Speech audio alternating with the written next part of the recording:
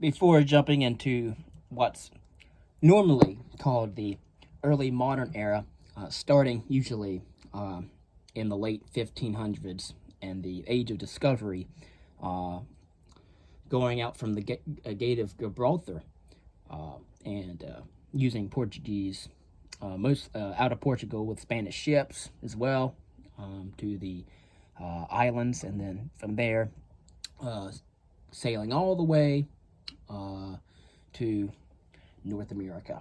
Discovery of the New World, and in 1492, Christopher Columbus sailed the ocean blue. So, that's more of a Eurocentric view on history. In terms of world history for world civilizations, we'll cover other places such as Africa, China, uh, and other um, places around the world geographically. Talking about Africa, the Southeast, Southeast Asia, East Asia, the Pacific, the Americas, Western Central Asia, and of course Europe and the Mediterranean world. We'll see how far we get in terms of Europe in the High Middle Ages before moving on to the early modern era, from around 1500 to the present day. The new European civilization that had emerged in the early Middle Ages had began to flourish in the High Middle Ages from around 1000 to 1300. New agricultural practices that increased the food supply spurred commercial and urban expansion. Both lords and vassals recovered from the invasions and internal dissension of the early Middle Ages, and medieval kings began to exert a centralizing authority. The recovery of the Catholic Church made it a forceful presence in every area of life. The High Middle Ages also gave birth to a cultural revival. Concerning the land and the people, in the early Middle Ages, Europe had a relatively small population of about 38 million. But in the High Middle Ages, the number of people nearly doubled to that of 74 million. What, in fact, accounted for this dramatic increase? For one thing, conditions in Europe were more settled and more peaceful after the invasions of the early Middle Ages had ended. For another, agricultural production had a surge after the year 1000. The new agriculture. During the High Middle Ages, Europeans began to farm in new ways. An improvement in climate resulted in better growing conditions, but an important factor in increasing food production was the expansion of cultivated or arable land, accomplished by clearing forested areas. Peasants of the 11th and 12th centuries, respectively, cut down trees and drained swamps until by the 13th century, Europeans had more acreage available for farming than at any time before or since. Technological changes also furthered the development of farming. The Middle Ages saw an explosion of labor-saving devices, many of which were made from iron. Wrought iron, which was mined in different areas of Europe. Iron was used to make scythes, axes, and hoes for use on farms, as well as saws, hammers, and nails for building purposes. Iron was very crucial in making what is called the karuka, which is a heavy-wheeled plow with an iron plowshare pulled by teams of horses, which could turn over the heavy clay soil north of the Alps. And besides using horsepower, the High Middle Ages harnessed the power of water and wind to do jobs formerly done by human or animal power. And of course, we also know about the windmill as well as the watermill.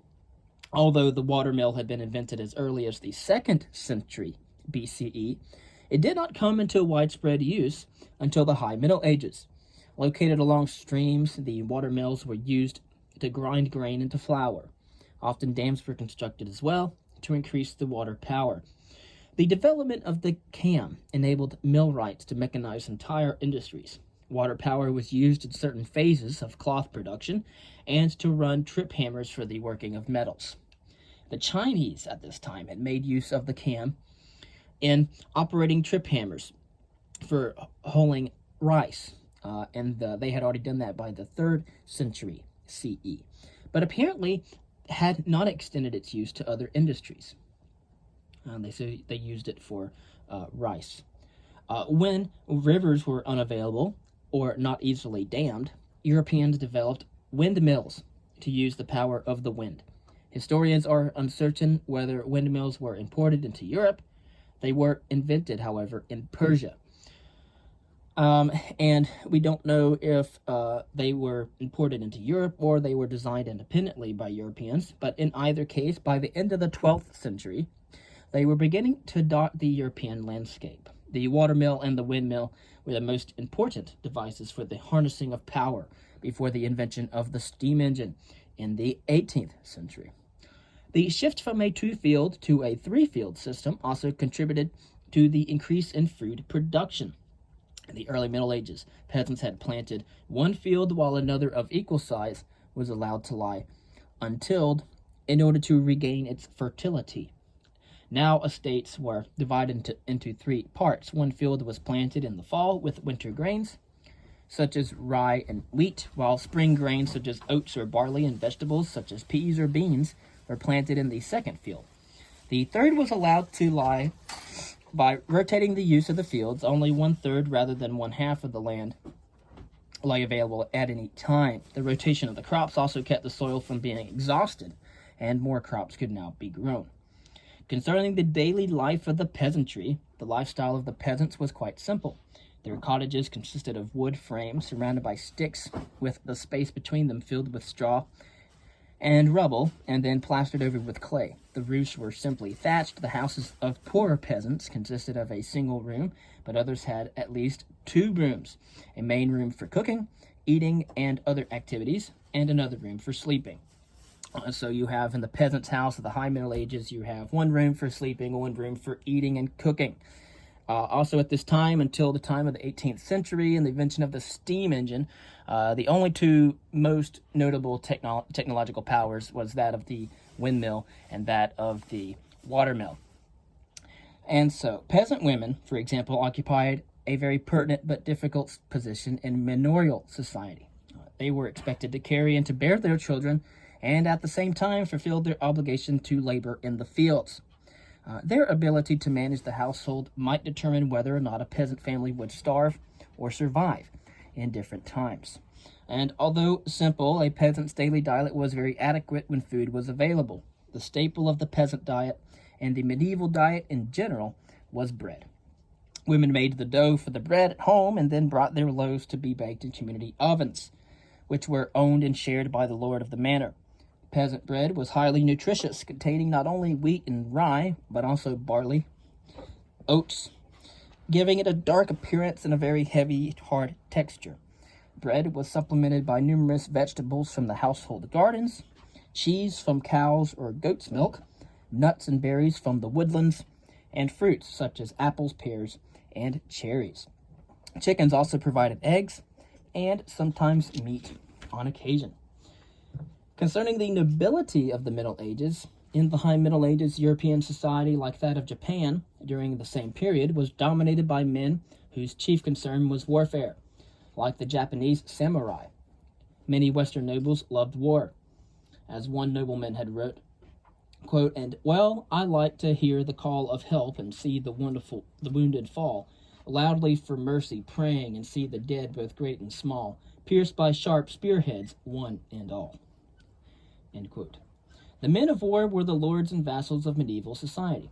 The lords were the kings, dukes, counts, barons, and viscounts, and even bishops and archbishops, who had extensive landholdings and wielded considerable amounts of political influence. They formed an aristocracy, or what is known as a nobility of people who held real political, economic, and social power. Both the great lords and the ordinary knights were warriors, and the institution of knighthood united them, but there were also social divisions among them based on extremes of wealth and land holdings. In the 11th and 12th centuries, respectively, under the influence of the church, an ideal of civilized behavior called chivalry gradually evolved among the nobility. Chivalry represented a code of ethics that knights were supposed to uphold. In addition to defending the church and the defenseless, knights were expected to treat captives as honored guests instead of throwing them in dungeons. Chivalry also implied that knights should fight only for glory, but this account of a group of English knights by a medieval writer reveals an entirely different motive for battle. Quote, "The whole city was plundered to the last farthing, and then they proceeded to rob all the churches throughout the city. and seizing gold and silver, cloth of all colors, women's ornaments, gold rings, goblets, and precious stones.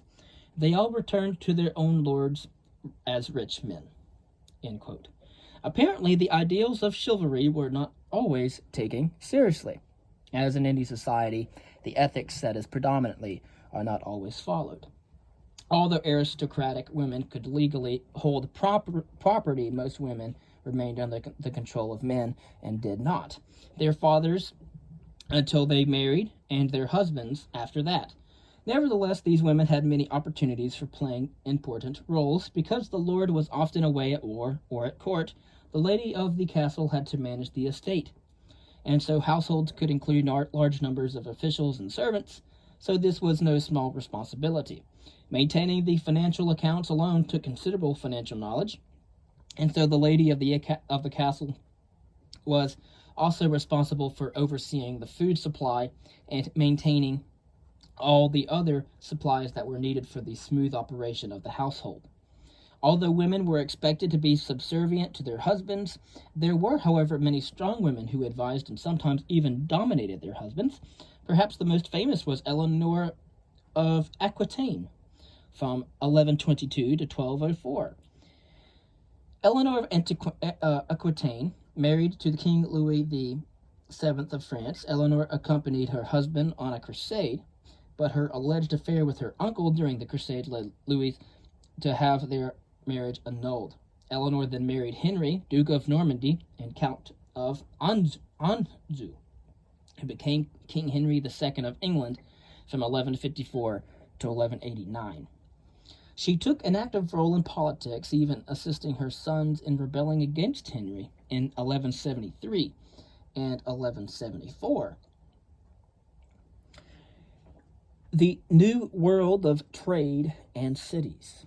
Medieval Europe was overwhelmingly agrarian, with most people living in small villages. In the 11th and 12th centuries, however, new elements were introduced that began to transform the economic foundation of European civilization. A revival of trade, the emergence of specialized craftspeople and artisans, as well as the growth and development of towns. We have first the revival of trade and trade outside of Europe.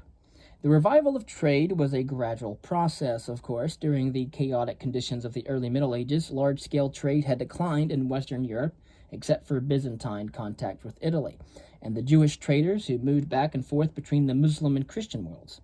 By the end of the 10th century, however, people were emerging in Europe with both the skills and the products for commercial activity. Cities in Italy took the head in this revival of trade. Venice, for example, emerged as a town by the end of the 8th century, developed a mercantile fleet, and by the end of the 10th century had become the chief Western trading center for Byzantine and Islamic commerce. And so, as we have seen, by the end of the 10th centuries, people emerged with skills and products of commercial activity. Italy took the lead in this. Venice emerged as a town by the end of the 8th century, developed a mercantile fleet. By the end of the 10th century, became the chief Western trading center for the Byzantine and Islamic commerce. While the northern Italian cities were busy trading in the Mediterranean, the towns of Flanders were doing likewise in northern Europe. Flanders, the area along the coast of present-day Belgium and northern France, was known for its high-quality cloth. The location of Flanders made it an ideal center for the traders of northern Europe. Merchants from England, Scandinavia, France, and Germany converged there to trade their goods for cloth. Flanders prospered in the 11th and 12th centuries, and such Flemish towns such as Bruges and Ghent became centers of the medieval cloth trade. By the 12th century, a regular exchange of goods had developed between Flanders and Italy, the two major centers of northern and southern European trade. And to encourage this trade, the Counts of Champagne in northern France began to hold a series of 6 fairs annually in the chief towns of their territory. At these fairs, northern merchants brought the furs, the cloth, tin, and honey of northern Europe and exchanged them for the cloth and swords of northern Italy, as well as the silks, the sugar, and spices of the east. As trade increased, both gold and silver came to be in demand at fairs and trading markets of all kinds. Slowly, a market economy began to emerge, and new trading companies and banking firms were set up in order to manage the exchange and the sale of goods. All of these new practices were part of the rise of what's called commercial capitalism, which is an economic system in which people invested in trade and goods in order to make profits. Concerning trade that occurred outside of Europe in the High Middle Ages, Italian merchants became even more daring in their trade activities, while establishing trade ports in Cairo, in Egypt, Damascus, and a number of Black Sea ports, where they acquired spices, silks, jewelry, dyes, and other goods that were brought by Muslim merchants from India, China, and Southeast Asia. The spread of the Mongol Empire in the 13th century, which we've also covered earlier, also opened the door to Italian merchants in the markets of Central Asia, India, and China. As nomads who relied on trade with settled communities, the Mongols maintained safe trade routes for merchants moving through their lands. Oh, see you, Dad. Be safe. Two Venetian merchants and brothers, Niccolo and Maffeo Polo, began to travel in the Mongol Empire around the middle of the 13th century. The creation of the Crusader states in Syria and Palestine in the 12th and 13th centuries will be discussed later, and this was especially favorable to Italian merchants. And in return for taking the Crusaders to the east, the Italian merchant fleets received trading concessions in Syria and Palestine. Venice, which profited the most from this trade, was given a quarter, soon known as a Little Venice in the east, and